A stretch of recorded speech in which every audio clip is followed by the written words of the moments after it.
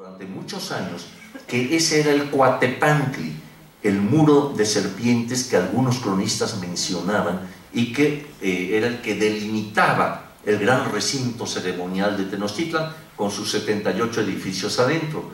Pues hemos podido constatar que no era un muro, era una plataforma que delimitaba, plataforma que tiene una larga tradición. Se inicia con la pirámide del Sol en Teotihuacán, donde una enorme plataforma de casi 35 metros de ancho rodea lo que es, yo llamo, el espacio sagrado, ¿verdad? Y en medio está la pirámide del Sol. Además, son plataformas que de acceso muy restringido, es decir, tienen por lo general, en el caso de Tenochtitlan cambia, pero en Teotihuacán tiene un acceso solo por la calle de los Muertos, todo lo demás ya es interno, ¿no? Dándole un carácter más de privacidad, etc. También se va a dar en la Ciudadela, donde volvemos a ver la gran plataforma, ¿verdad? Y adentro el templo llamado de Quetzalcóatl, pero es una gran plataforma que está rodeando.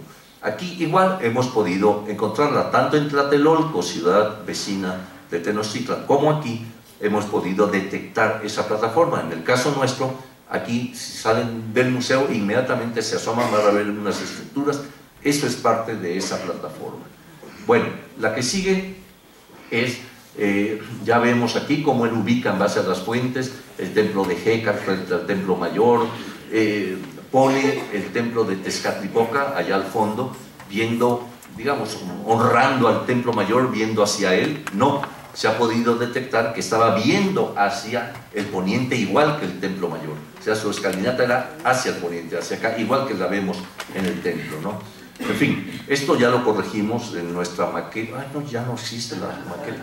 Bueno, una maqueta muy bonita que había aquí arriba. La que sigue, ahí está el plano de Marquina.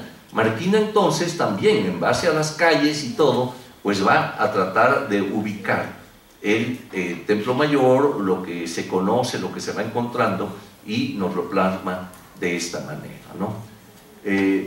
La que sigue. Bueno, aquí tenemos precisamente el momento del hallazgo de la Coyolxauhqui. Ustedes ven en la foto de la izquierda lo que era aquella esquina de Gamio que había sido dejada digamos, podía entrarse ahí, podía visitarse, inclusive ven una casetita allá arribita que era parte del museo etnográfico, ¿no? Y entonces vemos acá pues lo que era la serpiente de don Manuel Gamio, digo la serpiente que le encontró, no la serpiente de don Manuel Gamio, y abajo la ubicación de la Coyolxauhqui, ¿verdad? Divididas por la rotura del drenaje, que en 1900 se abre y rompe todas las etapas constructivas del templo mayor. La que sigue, aquí tenemos en 1978 que se hace el hallazgo de Coyolxauhqui, como esta pieza acaba de cumplir, y por eso se hizo también todo este ciclo y toda la exposición y demás, al cumplirse los 37 años del hallazgo de la pieza, hallazgo que realizan los obreros de la Compañía de Luz y Fuerza del centro, avisan al INA, el INA manda 2 pasantes, y estos ya se percatan de lo que se está encontrando. Nada más se veía una partecita de la cabeza, del penacho sobre todo, y entonces van a avisar a sus superiores, al INA, y entonces va a empezar el rescate del monumento, ¿no? Bueno, la que sigue ya nos empieza a dar lo que es el aspecto de la excavación del templo mayor. Cuando a mí me encarga don Gastón García Cantú, director del INA, este proyecto, a raíz del hallazgo de la Coyolxauhqui, inmediatamente se hicieron los planteamientos para el proyecto, es decir, los 3 pasos fundamentales, que el primero era, como ocurre en cualquier investigación arqueológica, por reunir la información existente sobre el tema que vas a tratar. Aquí era el templo mayor, pues fuimos a 2 ramas del conocimiento. ¿Qué nos dicen las fuentes escritas sobre el templo mayor? ¿Qué nos dice Bernal Díaz? ¿Qué nos dice Cortés? ¿Qué nos dice Sagún? Etcétera, etcétera, ¿no? ¿Cómo era este edificio, ¿no? Y por el otro, que nos proporcionaba el dato arqueológico, ¿no? Ya se habían hecho trabajos, como ya algunos de los que ya hemos mencionado, hubo otros más, en fin. Entonces, reunir toda esa información arqueológica y de las fuentes escritas para poder hacer nuestros primeros planteamientos. Eso es nuestra primera fase. La segunda es la fase, yo diría, técnica, es decir, vamos a excavar el lugar, vamos a tratar de encontrar ese templo mayor. Y entonces cuadriculamos todo el área, ¿verdad? Por ahí andan los planos, se han publicado y todo, una cuadrícula enorme, cuadros de 2×2, en fin, no los voy a agobiar con la técnica arqueológica, y empezar a excavar muy poco a poco, y para eso conjuntar un equipo intermultidisciplinario, ¿verdad?, que nos apoyaba. Es decir, los laboratorios de prehistoria colaboraban con biólogos, con geólogos, químicos, etcétera, etcétera. Entonces, pues, empezó el trabajo, y aquí tienen ya una parte ya muy avanzada en la que se pueden ir viendo las diversas superposiciones, el crecimiento del templo mayor, ¿verdad? Ahora sí, ya con sus 2 escalinatas a la vista. Inclusive habíamos encontrado la etapa más antigua con la fortuna de encontrar los 2 adoratorios de la parte alta, el de Tlaloc y el de Huitzilopochtli, y todos sus elementos propios, ¿no? La que sigue, bueno, aquí tienen otra vista, ahí ven las cabezas de serpiente también, digamos, en las que se une el edificio de Tlaloc con el de Huitzilopochtli, ¿no? Ven ustedes cómo ese patrón de las 2 escalinatas se sigue en la etapa anterior. Ahí ven las 2 alfardas que limitan una escalinata y otra vez, y otra. O sea, era un elemento repetitivo en el templo mayor por estar dedicado a esas 2 deidades, ¿no? Entonces, pues, vemos aquí también una etapa ya muy avanzada de la excavación, la que sigue. Aquí tenemos otra vista en la que pueden apreciar, digamos, partes de lo que era la excavación misma, cómo iban apareciendo estos elementos, en fin, un trabajo muy complicado, porque además en un medio urbano pues hay que aplicar determinados principios para poder ir avanzando y controlando toda una excavación de este tipo. La que sigue. Aquí tenemos una vista que nos muestra cómo apareció, por ejemplo, acá abajo, en el triángulo inferior, vemos todo el piso de una de las etapas, ¿no?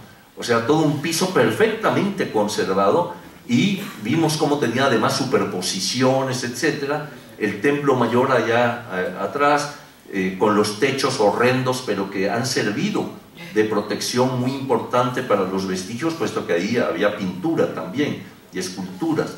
Entonces, pues, teníamos ya todos estos componentes del principal edificio mexica. La que sigue. Aquí una vista que nos permite ver precisamente la parte posterior, con ya cómo se van adaptando los andadores para que la gente pudiera transitar e ir conociendo los interiores de estos vestigios. La siguiente. La que sigue. Bueno, aquí tenemos todavía con su policromía original lo que era la serpiente que se encontraba exactamente sobre la plataforma, en mitad, digamos, marcando en cierta forma un lado y otro del edificio, es decir, el lado dedicado a Tlaloc, a la vida, a la fertilidad, a la lluvia, a la producción agrícola, y el lado del sur dedicado a Huitzilopochtli, por lo tanto a la guerra, a la imposición de un tributo, a pueblos conquistados y demás, ¿no? Estos 2 elementos que son fundamentales, y que simbólicamente estas 2, digamos, presencias están obedeciendo a 2 montañas sagradas, es decir, las 2 montañas, cada una con sus características, son muy, digamos, tienen diferencias notables en color, hasta en forma arquitectónica. Hay detalles que digamos, dividen a una de otra. Obviamente eran cultos diferentes, uno a Tlaloc, el otro a Huitzilopochtli, rituales diferentes, etcétera, ¿no? Pero allí estaban juntos, a mi parecer, porque estaban también dando a conocer lo que era la base fundamental de la economía mexica, es decir, por un lado, la producción agrícola, por el otro, la guerra como elemento económico de imposición a otros grupos y de imponerles un tributo, ¿no? Entonces, esto es muy importante y quizá esas dos principales presencias de dioses estén obedeciendo a este elemento. La que sigue, aquí está, muy interesante esta foto, porque ven ustedes la que encontró don Manuel allá al fondo. Pero cuando ya empezó el proyecto Templo Mayor en 1978 y que nos empezamos a expandir hacia el norte, encontramos a su pareja, es decir, la serpiente que vemos allí y que enmarcaban, como lo dije, digamos, a la escalinata que accedía al templo de Huitzilopochtli. En cambio, vean, la serpiente que está aquí, que ya corresponde al lado de Tlaloc, es otro tipo de serpiente. Difiere en mucho con aquella, ¿verdad? Con las dos, que son muy similares, aquella que había dibujado don Moisés Herrera, etcétera, a esta y su compañera más hacia el norte, que era igualita también, ¿no? Entonces, pues, vemos que hasta en eso se marca una diferencia esencial de un lado con el otro, ¿no?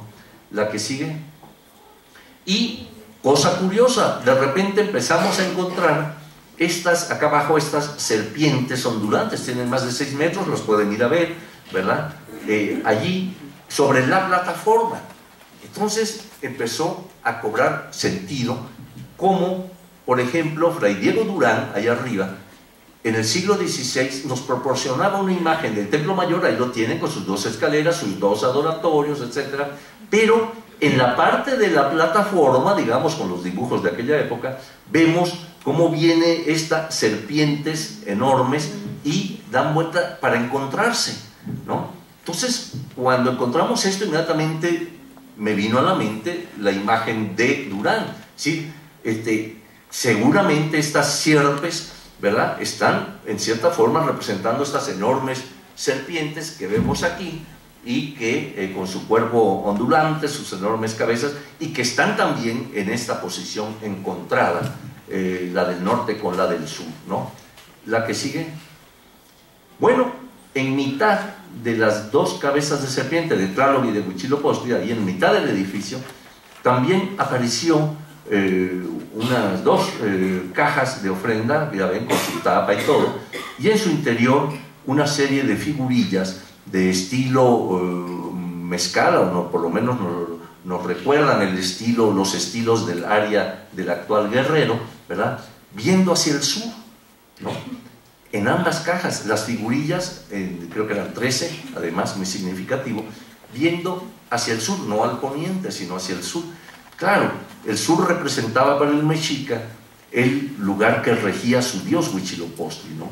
O sea, era ese lado azul, era digamos, el rumbo que el sol, además, seguía a lo largo de su trayectoria durante el año, se inclinaba más hacia el sur, en fin, toda una serie de relaciones con el sur, además de ser el sur un lugar donde se producía una cantidad de frutos, de productos, las piedras verdes, o sea, que tenían un significado muy importante para estos pueblos. Entonces, la que sigue. Entonces, vemos pues que con la excavación del Templo Mayor se podía, ahora sí ya, sin lugar a dudas, ratificar perfectamente lo que Gamio había planteado. Aquella hipótesis de Gamio que se basaba en el hallazgo de algunos objetos y que le dieron pie para plantear que aquí estaba el Templo Mayor, ahora, con toda la excavación del proyecto, años más tarde, se venía pues a consolidar plenamente.